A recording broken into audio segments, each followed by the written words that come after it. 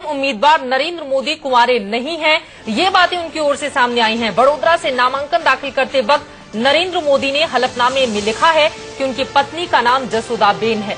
मोदी ने लिखा कि उन दोनों की शादी 1968 में हुई थी।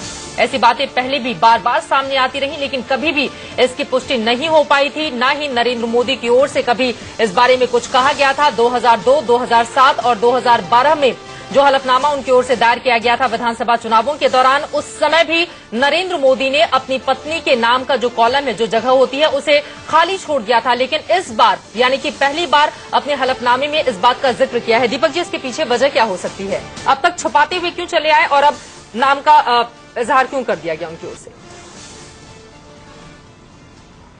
मैं आपके पास आऊंगी सवाल के साथ, लेकिन वो एक दिन प्रधानमंत्री बनेंगी, उनकी पत्नी से ये सवाल पूछा गया था। सवाल पूछा गया कि आपकी शादी को कितने साल गुजर गए और उस रिश्ते की अब स्थिति क्या है। जसोदाबेन जो कि शिक्षिका रही हैं, अभी फिलहाल रिटायर हो चुकी हैं, जो पेंशन मिलता है उसी से उनका गुजारा चलता है। उनसे सवाल पूछा गया था कि क्या आपको इस रिश्ते का बोझ महसूस होता है, क्या आपको लो प्रोफाइल रहने के लिए हिदायत दी गई है?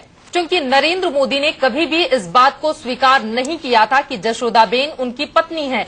सवाल ये भी था कि क्या आपको नरेंद्र मोदी के बारे में खबर रहती है, जिसका जवाब उन्होंने हाँ में दिया था। और उन्होंने यानी कि जसोदाबेन की ओर से कहा गया था कि मुझे पक्का यकीन है कि एक दिन मोदी प्रधानमंत्री जरूर बनेंगे।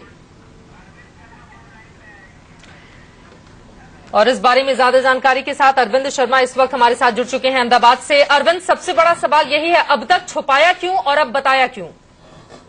चित्रा, इस बारे में तो बेहतर ढंग से नरेंद्र मोदी या भाजपा ही बता सकती है कि आखिर उन्होंने अभी तक इस बात को छुपाया क्यों। 2002 में जो हलफनामा दाखिल किया गया था उसमें ये कहा गया था, उसमें जो पत्नी का कॉलम है उसमें खाली छोड़ा गया था। 2007 में जो हलफनामा दाखिल किया गया उसको कोई खाली छोड़ा गया था। 2012 में भी इसको खाली छोड़ा गया था। लेकिन 2014 का जो कल नामांकन दाखिल हुआ है उसमें मोदी ने अपनी पत्नी का जिक्र किया है। क्यों किया है इसके बारे में तो बेहतर ढंग से बीजेपी बता सकती है या मोदी बता सकते हैं। बिल्कुल, लेकिन उसमें उनकी संपत्ति का जिक्र नहीं किया गया है। नहीं, जसोदाबेन की संपत्ति का कोई जिक्र नहीं किया गया है, ना ही उनको नॉमिनेशन के रूप में दाखिल बताया गया है और ना ही उनकी संपत्ति का कोई जिक्र किया गया और किसी प्रकार की कोई जानकारी दी गई है।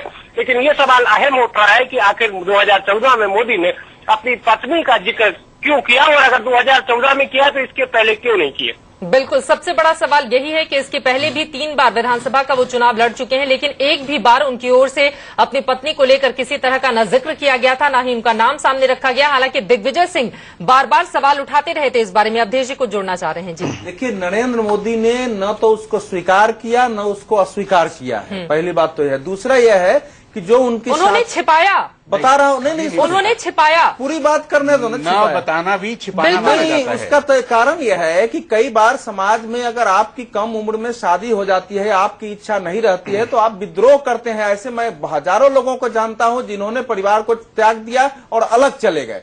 तो इसलिए नरेंद्र मोदी के पीछे कारण होता है। लेकिन चूंकि इस बार वो प्रधानमंत्री पद के उम्मीदवार हैं, अनावश्यक रूप से वो विवाद में न फंसे, इसको मुकदमों में न फंसाया जाए, उनके नामांकन को कैंसिल न हो जाए, तो ये उन्होंने सीधे पद की बात हो गई ना कि सतर्कता के लिए केवल इसी कारण से अपनी पत्नी का नाम सामने कर दे। इस पर चर्चा को हम आगे बढ़ाएंगे, लेकिन एक छोटे से ब्रेक का वक्त हो चला है। बड़ी खबर यही है कि पहली बार नरेंद्र मोदी ने जसोदाबेन को अपनी पत्नी के रूप में स्वीकार करते हुए हलफनामे में बाकायदा उनके नाम का जिक्र किया है। फिलहाल